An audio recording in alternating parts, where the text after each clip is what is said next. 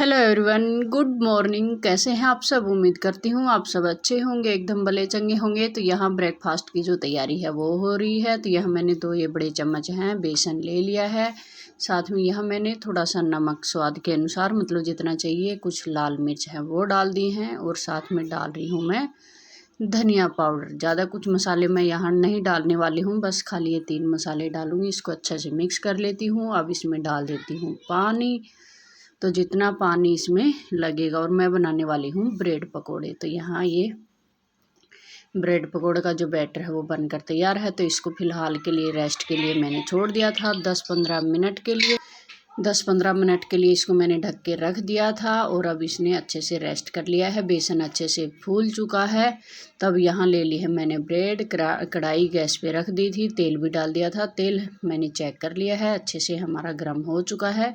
अब इस बैटर में ये ब्रेड है वो भर के नहीं बना रही हूँ मैं, सीधा ऐसे ही बना रही हूँ। तो इसको डिप कर करके इसमें तेल में छोड़ दूँगी और अच्छे से ये पक जाएंगे। अलट पलट कर इनको सेक लेंगे। उसके बाद प्लेट में बाहर निकाल लेंगे। और आज है बच्चों की छुट्टी, क्योंकि बच्चों का आज जो एग्ज़ाम है वो नहीं है, इनके पेपर चले हुए हैं। तो यहाँ ब्रेड पकोड़े हैं वो बनकर तैयार हो चुके हैं। ये है लास्ट, थोड़ा सा बैटर बच गया है। ये है सॉस। तो सॉस के साथ, हरी चटनी के साथ आप कैसे भी खा सकते हैं। बच्चे कर रहे हैं यहाँ पढ़ाई। ये नहा धोकर फ्री हो चुके हैं, तो बच्चों को दे देती हूँ ब्रेकफास्ट। तो ये लग गए हैं खाने में। और अब मैं भी जो बाकी काम है उनको देख लेती हूँ, कर लेती हूँ। उसके बाद देखते हैं, अब कुछ चल रही थी बातचीत। और यहाँ अब मैं अपने बाकी सारे जो डेली के काम होते हैं उनको कंप्लीट करके और अब आ गई हूँ मैं मशीन पे। कल वाले ब्लॉग में आपने देखा ही था, मैंने सूट की जो कटिंग है वो की थी। तो यहाँ मैं कि जो सलवार है उसकी सिलाई कर लेती हूँ, क्योंकि सलवार की सिलाई करते हैं तो उसमें सिर्फ मशीन का ही काम होता है, मतलब हाथ का काम नहीं कि भाई तुरपाई करो, ये करो, वो करो। तो कट करके ही सारा सामान जो कंप्लीट जो करना था वो कटिंग हो चुकी थी कंप्लीट। और तो अब और सलवार सिलने में मैं ज़्यादा टाइम है वो नहीं लेती हूँ। लगभग सलवार की जो सिलाई है वो आधे घंटे में, ज़्यादा ही ज़्यादा आधे घंटा है वो लगता है। वो भी ज़्यादातर जो पाइंचे बनाते हैं मोहरी, अगर ज़्यादा भरे भरे बनाने हो, ज़्यादा बड़े बनाने हो तो उसमें ज़्यादा लगते हैं। बट मैं यहाँ 2 इंच के लगभग ही जो पाइंचे है वो बनाती हूँ, ज़्यादा लंबे चौड़े वो नहीं बनाती हूँ। तो इसलिए यहाँ मैं आधे घंटे में ज़्यादा ही ज़्यादा जो सलवार की सिलाई है वो कर लेती हूँ। तो यहाँ मैंने जो बेल्ट में थोड़ा सा टुकड़ा है वो भी जोड़ा है मैंने, तो वो मैंने जोड़ दिया है। और यहाँ अब जो कलियाँ हैं उनको, जो पल्ले हैं उनमें अटैच कर लेती हूँ। यह 2-2 कली की जो सलवार है वो बना रही हूँ। ये लगभग 2.25 के लगभग ये जो कपड़ा है वो था, 3 मीटर कपड़ा पूरा नहीं था, इसलिए थोड़ी सी हल्की सलवार बनेगी। और लेंथ ज़्यादा होने के कारण मेरी ज़्यादा भारी जो सलवार है वो सूट के साथ कपड़ा आता है। 3 से ज़्यादा तो किसी सूट में होता ही नहीं है। तो यहाँ मेरे को बेल्ट में भी थोड़ा सा जोड़ना पड़ता है। और सलवार में कपड़ा ये होता है कि कुछ भी बचने का जो काम नहीं है। तो ये थोड़ा सा मैंने टुकड़ा यहाँ जोड़ लिया है। प्लेट कहाँ तक डालनी है, मैं प्लेट ज़्यादा ही ज़्यादा 9 इंच तक डालती हूँ।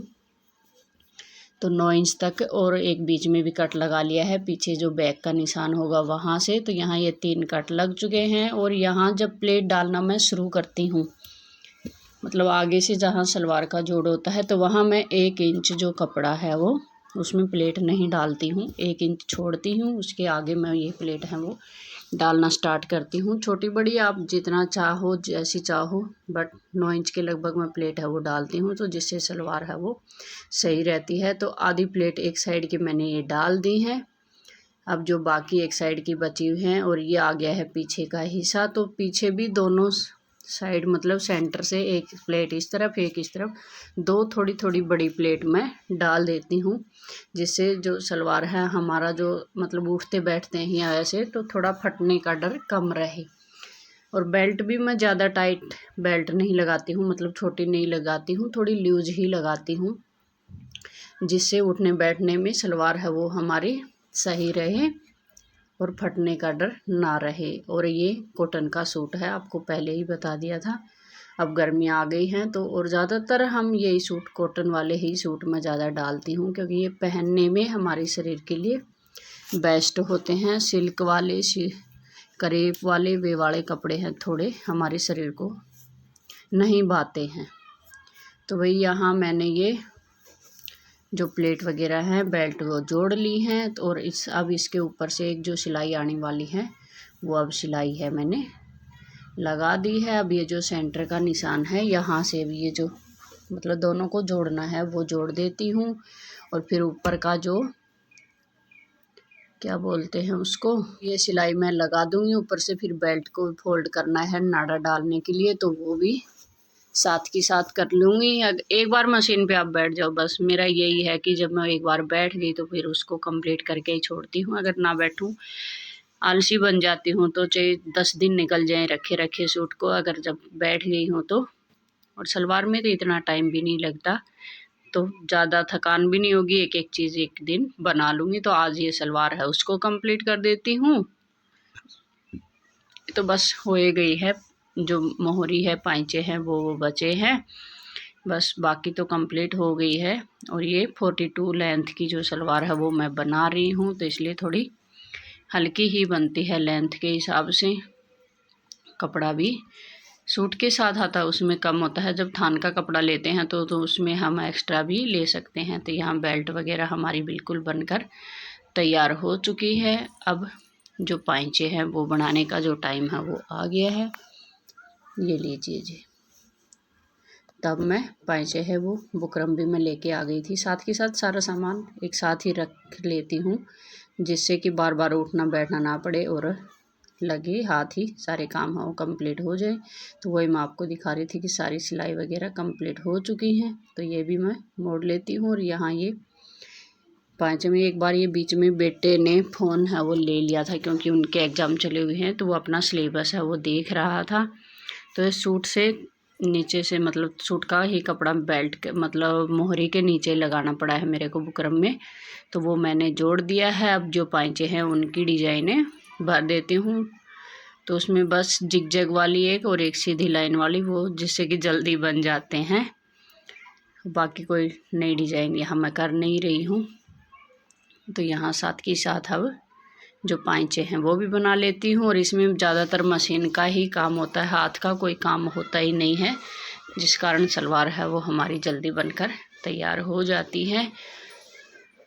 और भाई ये सब काम तो हमें साथ की साथ कर लेने ही चाहिए। तो यह मैं आपको दिखा रही थी, ये देखो जी पाइंचे में जो डिज़ाइन लगाई है मैंने, और ये 2 इंच का ही मैंने जो मोहरी है पाइंचा है वो जो चौड़ाई है उसकी वो बनाया है। और पाइंचे की चौड़ाई है वो मैंने 7 इंच रखी है। 7 इंच के हिसाब से जी, ज़्यादा टाइट भी ना रहे ज़्यादा लूज भी ना रहे। पहले तो काफ़ी चौड़े चौड़े 10-10 11-11 इंच के पाइंचे है वो पहने जाते थे, बट आजकल कम सभी लोग चौड़े और कम पहनते हैं। पहले पतले और लंबे बड़े बड़े पहने जाते थे।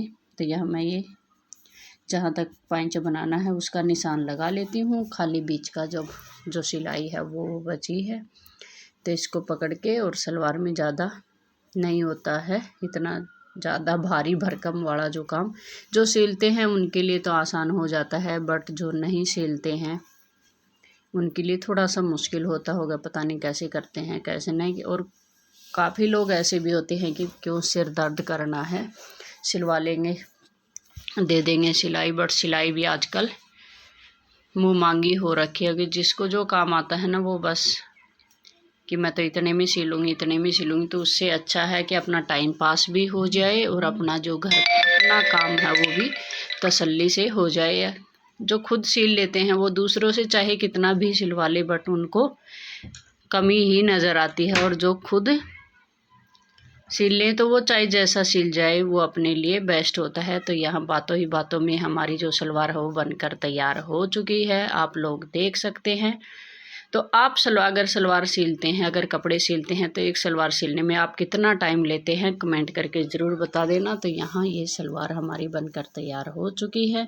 तो मिलते हैं एक और नेक्स्ट वीडियो व्लॉग के साथ, तब तक हमारी तरफ से सभी को हाथ जोड़कर राम राम। तो ये मैं आपको सलवार है वो दिखा रही थी, ये लीजिए जी, इतने पाइंचे हैं वो मैंने बनाए हैं। तो थैंक्स फॉर वॉचिंग।